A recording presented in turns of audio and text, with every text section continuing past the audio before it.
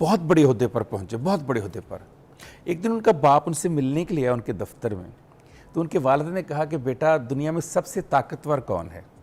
जब ये बात कर रहा था ना, तो अपने बेटे के पीछे उसकी कुर्सी के ऊपर खड़ा था और उसका हाथ बाप बेटे के कंधे पर था। तो उसके बेटे ने कहा अब दुनिया का सबसे ताकतवर शख्स मैं हूँ। उसके बाप को बड़ी हैरानी हुई।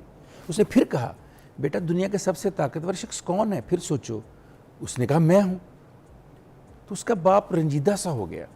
वो चल के दरवाजे तक पहुंचा। जब दरवाजे पर पहुंचा उसने कहा एक बार फिर पूछ लूँ।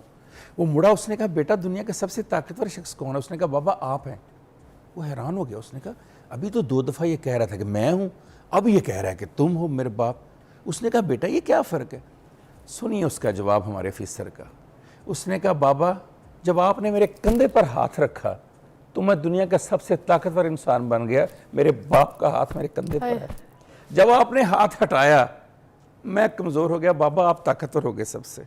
ये वो हाथ होता है दस्ते शफकत बाप का, कि जिस घर में ऊपर हो, जिस औरत के ऊपर हो, जो उसकी बीवी होती है, जो उसकी बहन होती है, जो उसकी बेटी और बेटा होता है, जब तक वो हाथ रहता है आपके ऊपर आप दुनिया के सबसे ताकतवर शख्स होते हैं। क्या दुनिया का जो पहला इंसान बनाया गया क्या वो बाप नहीं था?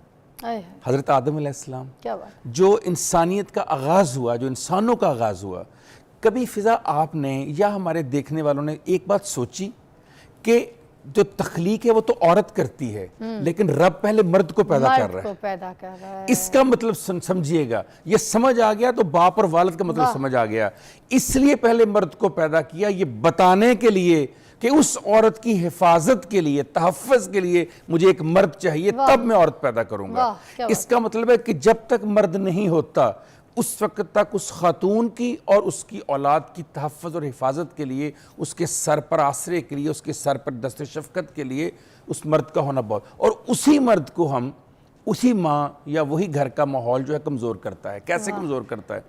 पहले तो माँ कहती रहती है कि आप जाएं कमा के लाएं, आप जाएं मेहनत करें, मेरे बच्चों को ये चाहिए, मुझे कपड़े चाहिए, मुझे घर चाहिए, मुझे जेवर चाहिए, मुझे गाड़ी चाहिए, मुझे आसाइशें चाहिए, मेरे बच्चों को फीसें चाहिए।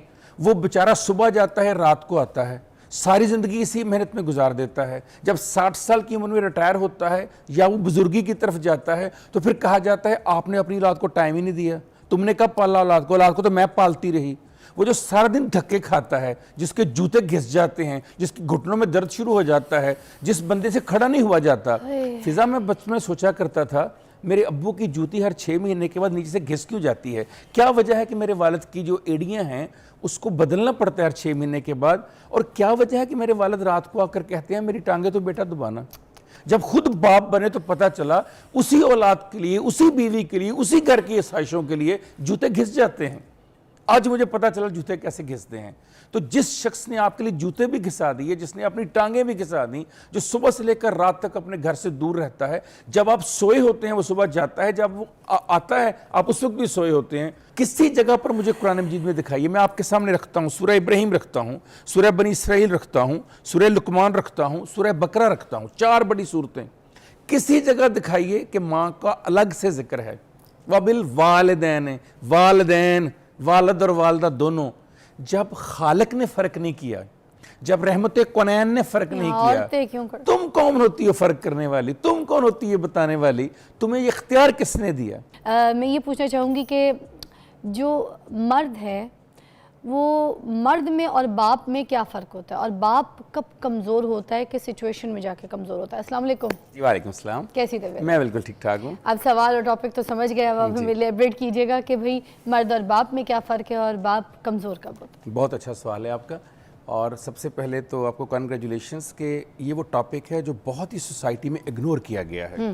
जैसे आपने अपनी इंट्रो में कहा कि ख़वातीन के हवाले से तो बहुत बात करते हैं, लेकिन मर्द के हवाले से, बाप के हवाले से, वालिद के हवाले बहुत कम बात होती है। देखिए मर्द तो वो है जो जेनेटिकली एक अपने अंदर जीन्स लेकर पैदा हुआ है XY क्रोमोसोम के, वो पूरी ज़िंदगी एक मर्द है। लेकिन मर्द से बाप वो तब बनता है जब उसी XY क्रोमोसोम से वो अपनी बीवी XX क्रोमोसोम के साथ मिलता है और एक नई जनरेशन बेटा या बेटी की शक्ल में दुनिया में आती है।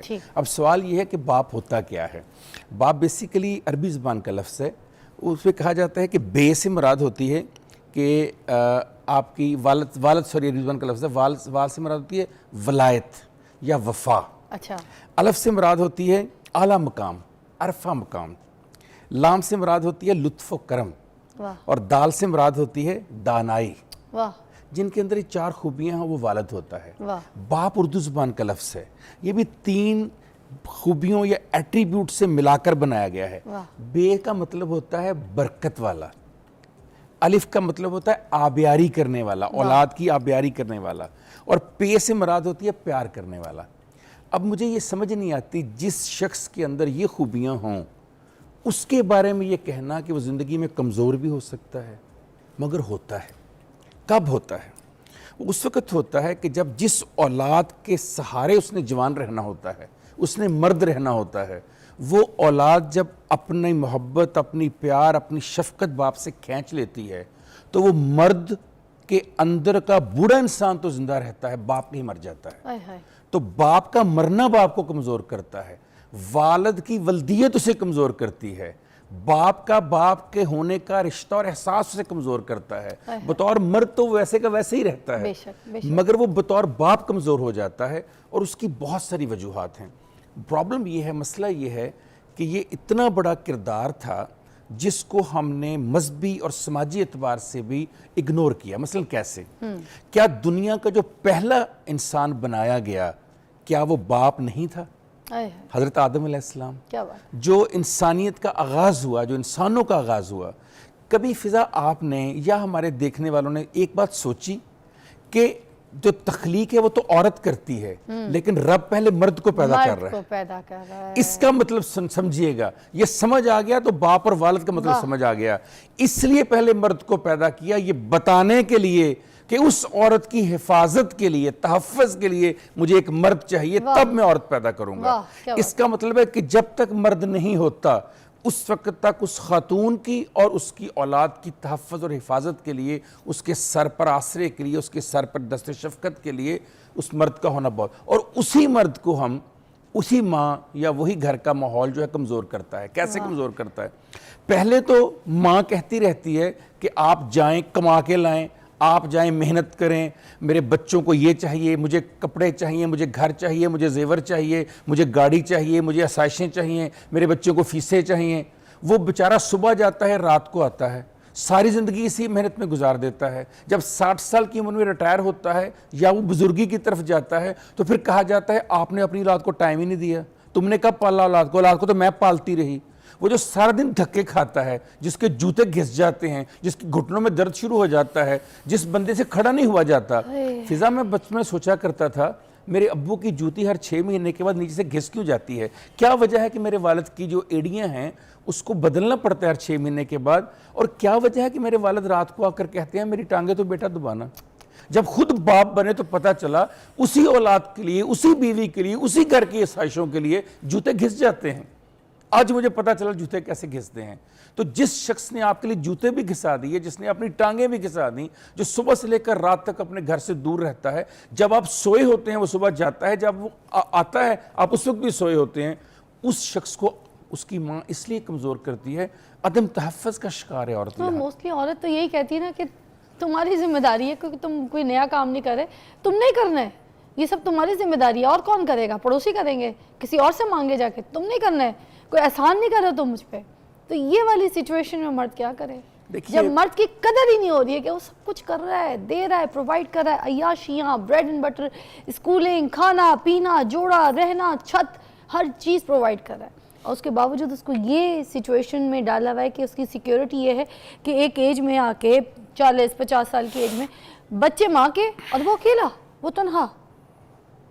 عدم سے وجود میں لانے والی ذات کے ساتھ یہ سلوک کرنا، ایک ایسی ذات جو آپ کو عدم سے وجود میں لے کر آئی ہے، جب آپ کو کوئی کچھ پتہ نہیں تھا، اس ذات کی وجہ سے آپ اس دنیا میں آئے ہیں، وہ آپ کو حیات دی ہے اس نے، اور اس خاتون کا یہ سوچنا کہ یہ میرا جو ہسبینڈ ہے، اگر میں اس کے خلاف اپنی اولاد کو کروں گی تو شاید اس گھر میں زیادہ خوش رہ سکوں گی، شاید بچے میرا تحفظ کریں گے، نہ صرف اپنے گھر کو تباہ کر رہی ہے وہ عورت، بلکہ ان بچوں کے اندر یہ احساس بھی ڈال رہی ہے کہ کل تم جب بڑے ہو جاؤ گے تو تمہارے ساتھ بھی یہی سلوک ہوگا۔ ہائے اللہ، اتنی بڑی طاقت ہے باپ. میں آپ کو ایک بتاتا ہوں, بہت زبردست ہمارے ایک آفیسر ہیں, وہ فضا بہت بڑے عہدے پر پہنچے, بہت بڑے عہدے پر.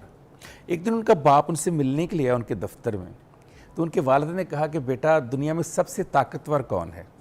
جب یہ بات کر رہا تھا نا, تو اپنے بیٹے کے پیچھے اس کی کرسی کے اوپر کھڑا تھا اور اس کا ہاتھ بیٹے کے کندھے پر تھا. تو اس کے بیٹے نے کہا اب دنیا کا سب سے طاقتور شخص میں ہوں. اس کے باپ کو بڑی حیرانی ہوئی. اس نے پھر کہا بیٹا دنیا کا سب سے طاقتور شخص کون ہے؟ پھر سوچو. اس نے کہا میں ہوں. تو اس کا باپ رنجیدہ سا ہو گیا. وہ چل کے دروازے تک پہنچا. جب دروازے پر پہنچا اس نے کہا ایک بار پھر پوچھ لوں. وہ مڑا, اس نے کہا بیٹا دنیا کا سب سے طاقتور شخص کون ہے؟ اس نے کہا بابا آپ ہیں. وہ حیران ہو گیا. اس نے کہا ابھی تو 2 دفعہ یہ کہہ رہا تھا کہ میں ہوں, اب یہ کہہ رہا ہے کہ تم ہو میرے باپ. اس نے کہا بیٹا یہ کیا فرق ہے؟ سنیے اس کا جواب ہمارے آفیسر کا. اس نے کہا بابا جب آپ نے میرے کندھے پر ہاتھ رکھا تو میں دنیا کا سب سے طاقتور انسان بن گیا. میرے باپ کا ہاتھ میرے کندھے پر ہے. جب آپ نے ہاتھ ہٹایا میں کمزور ہو گیا. بابا آپ طاقتور ہو گئے سب سے. یہ وہ ہاتھ ہوتا ہے دست شفقت باپ کا, کہ جس گھر میں اوپر ہو, جس عورت کے اوپر ہو, جو اس کی بیوی ہوتی ہے, جو اس کی بہن ہوتی ہے, جو اس کی بیٹی اور بیٹا ہوتا ہے, جب تک وہ ہاتھ رہتا ہے آپ کے اوپر آپ دنیا کے سب سے طاقتور شخص ہوتے ہیں. اس کی طاقت کو آپ اپنے ہاتھوں سے ظاہر کر رہے ہیں, وہ عورت ظاہر کر رہی ہے, اور وہ اس لیے ظاہر کر رہی ہے کہ بچے میرا ساتھ دیں. یہ بچے کہاں سے آئے؟ یہ وجود ان کا کن کی وجہ سے ہوا؟ کسی جگہ پر مجھے قرآن مجید میں دکھائیے. میں آپ کے سامنے رکھتا ہوں سورہ ابراہیم رکھتا ہوں, سورہ بنی اسرائیل رکھتا ہوں, سورہ لقمان رکھتا ہوں, سورہ بقرہ رکھتا ہوں, 4 بڑی صورتیں. کسی جگہ دکھائیے کہ ماں کا الگ سے ذکر ہے. وَبِالْوَالِدَيْنِ, والدین, والد اور والدہ دونوں. جب خالق نے فرق نہیں کیا, جب رحمت کونین نے فرق نہیں کیا, تم کون ہوتی ہو فرق کرنے والی؟ تم کون ہوتی ہے بتانے والی؟ تمہیں یہ اختیار کس نے دیا؟ اچھا مرد نہیں کرتا عورت کی برائی بچوں سے, یا بچوں کے دل میں ایک ہی چھت کے نیچے رہ کے ماں کے لیے غلط لفظ بلوانا, بچوں کو تیار کرنا ایسی گراؤنڈ لیول, کیونکہ اس کے پاس ٹائم ہی نہیں ہوتا. وہ تو باہر بریڈ اینڈ بٹر کمانے جاتا ہے, لوگوں کے دھکے کھاتا ہے, لوگوں کی باتیں سنتا ہے, پھر لا کے ان کے عیاشیاں ساری چیزیں پوری کرتا ہے, آسائشیں. گھر میں جو عورت ہوتی ہے اگر وہ کسی سے اس کو ایشوز ہیں, اس کی ماں سے, اپنے شوہر کے, یا پھر کسی بہنوں سے, بھائیوں سے, یا رشتہ داروں سے, یا اس کے کسی کام سے, اس کی سوشلائزنگ سے, اس کے دوستوں سے, کسی بھی طریقے سے, تو وہ سب سے پہلے بچوں کو خراب کرتی ہے. ٹھیک ہے, اب بچوں کو وہ زبان دیتی ہے, وہ بچوں کو سکھاتی ہے تمہارا باپ آئے گا تو اس کو اٹھانی ہے تم نے, اور تم نے میرے سامنے کل وہ آیا تھا باپ, تو تم نے اس کو بولی نہیں تھی باپ, تم لوگ سو گئے تھے, اب وہ آئے گا تو جاگنا ہے, تم نے اس کو اٹھا کے اچھی طریقے سے بولنا ہے کہ ہم جو ہے نا یہ چیزیں برداشت نہیں کریں گے, اگر آپ کو یہ مسئلہ ہے تو پھر آپ یہاں سے نکلیں. یہ ساری زبان, یہ گندی سوچ, یہ بچوں کے ذہن میں ڈالنا, یہ جو عورت کرتی ہے یہ کیا صحیح ہے؟ اس بریک کے بعد آپ نے ہمیں بات بتانی ہے, یہ سمجھانا ہے کہ وائی عورت اس طرح کا دماغ بچوں کو دیتی ہے, زبان بچوں کو دیتی ہے جو باپ کے خلاف آواز اٹھاتے ہیں. ٹھیک ہے.